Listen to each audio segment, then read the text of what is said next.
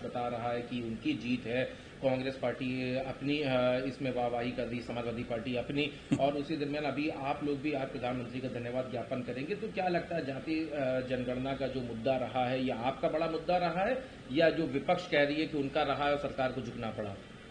देखिए, आज पूरे प्रदेश के सभी तहसीलों पर एसडीएम के माध्यम से प्रधानमंत्री जी को, गृह मंत्री जी को और राष्ट्रपति महोदय तीनों लोगों को धन्यवाद प्रस्ताव यहां से भिजवाया जा रहा है, क्योंकि हम लोग 22 साल से लगातार जातिवाद जनगणना की आवाज को बुलंद करते रहे और हम तो आपको सैकड़ों वीडियो दे देंगे। जो आपके द्वारा भी पूछे गए सवाल का वीडियो मेरे पास है, जो साथी पूछे सवाल, और मंचों पर, सार्वजनिक मंचों पर हम लोगों ने जातिवाद जनगणना की वकालत की है, उसका वीडियो हम दे देंगे। जहां तक सवाल कांग्रेस का आपने किया, तो कांग्रेस 60 साल तक शासन किया। 60 साल में कभी उनके मन में जातिवाद जनगणना नहीं आई। रही बात समाजवादी पार्टी, आरजेडी, तमाम ऐसे दल जो कांग्रेस को समर्थन देके केंद्र में सरकार बनवाए, तो कभी इन लोगों ने वहां जाति जनगणना कराने की बात नहीं रखी, बल्कि मलाई खाने के लिए कोई रक्षा मंत्रालय ले लिया, तो कोई रेल मंत्रालय ले लिया, तो कोई संचार विभाग ले लिया, तो ये विभाग लेके मलाई काटने लगे, जातिवाद जनगणना तो भुला गए। समाजवादी पार्टी कह रही है कि उनका आंदोलन था और उनका और आरजेडी का था, जिसकी वजह से बीपी लागू करना पड़ा, और उसके बाद हमेशा से उन्होंने इस मुद्दे को उठाया है। ये झूठ बोलने के मास्टरमाइंड हैं, ये झूठ बोलने के स्पेशलिस्ट हैं समाजवादी पार्टी के लोग। उदाहरण मैं बता दूं, मैं खुद उसका गवाह हूं। मान्यवर कांसीराम जी की देन है, 15 दिन लगातार उत्तर प्रदेश के 75 जिले में धरना चला था, तब ये ऑस्ट्रेलिया में पढ़ रहे होंगे। पूछ लीजिएगा कि 15 दिन लगातार कांसीराम जी के नेतृत्व में प्रदेश में धरना चला और गांव-गांव 1-1 रुपए के किलो गेहूं मांग करके हम लोगों ने 15 दिन धरना चलाया, मंडल कमीशन लागू करो वरना कुर्सी खाली करो। 15 दिन चला था। ये तब ऑस्ट्रेलिया में पढ़ रहे थे, तब इनको ज्ञान नहीं था। ये क्या बतियाएंगे? हमारे सामने बात करा दीजिए, आमने सामने बैठ जाए डिबेट पर, हम बता दें इनको। मंडल कमीशन लागू कराने का श्रेय अगर किसी को जाता है तो कांसीराम जी को जाता है। कांसीराम जी ने उधर जब देवीलाल की रैली हुई बीपी सिंह के खिलाफ, तो कांसीराम जी देवीलाल की रैली में जा रहे थे, तो बीपी सिंह जी ने कहा कि उनकी रैली में मत जाओ, तो कांसीराम जी ने कहा कि मंडल कमीशन लागू करो। इधर मंडल कमीशन की घोषणा भी करा दी और देवीलाल की रैली में भी चले गए। तब कहां थे? ऑस्ट्रेलिया में थे, पढ़ रहे थे। जानकारी करके तब बोला करो। 15 दिन धरने पर हम लोग गांव-गांव घूम करके धरना दिए, तब मंडल कमीशन लागू हुआ।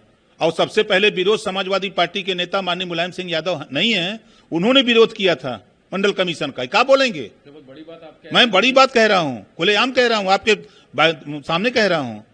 ये चंद्रशेखर जी के साथ जनता पार्टी में थे तब, और विरोध कर रहे थे कि नहीं, मंडल कमीशन लागू नहीं होना चाहिए। क्या बोलेंगे? ये ओम प्रकाश राजभर आज से नहीं, धरातल से जब से मंडल कमीशन की लड़ाई, तो मुखरता से आप लोग अखिलेश यादव, देखिए, कीचड़ साफ करने के लिए कभी कभी कीचड़ में हिलना पड़ता है, समझ रहे हैं ना?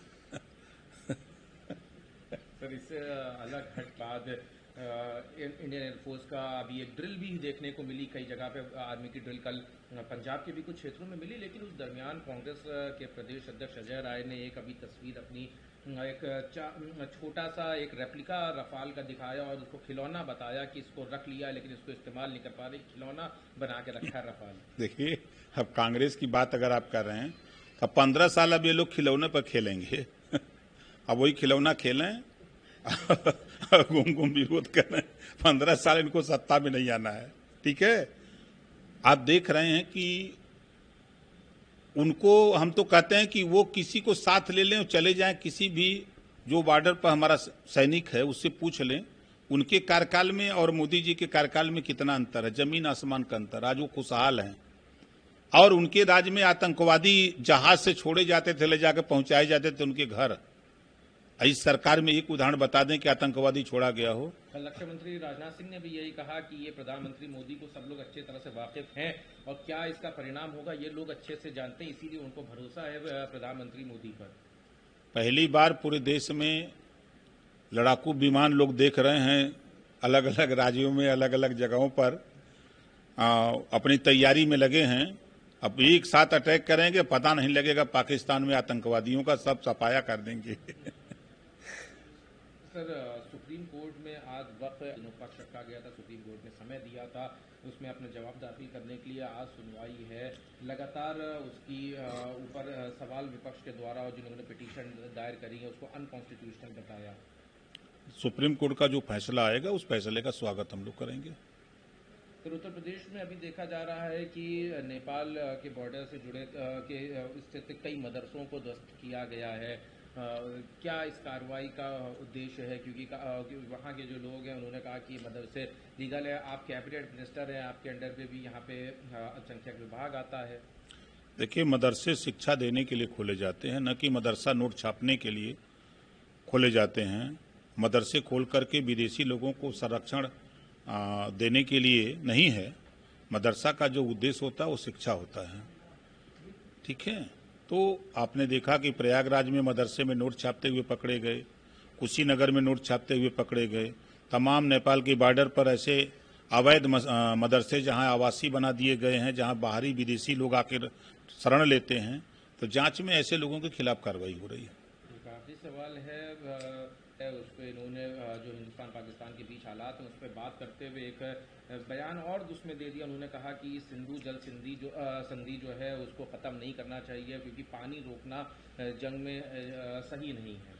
ये पॉलिसी भारत सरकार की है। दुश्मन को पस्त करने के लिए क्या क्या करना है वो भारत सरकार तय करेगी, किसी के कहने से नहीं है। अगर किसी को बहुत दर्द है तो वो जाकर के जो पाकिस्तान में आतंकवादी हैं उनको समझा दें कि भाई इस तरह की गतिविधि मत करो, नहीं तो अभी तो पानी रोका गया है, कल तुम्हारे शरीर से ब्लड निकाल लिया जाएगा, तब तुम क्या करोगे।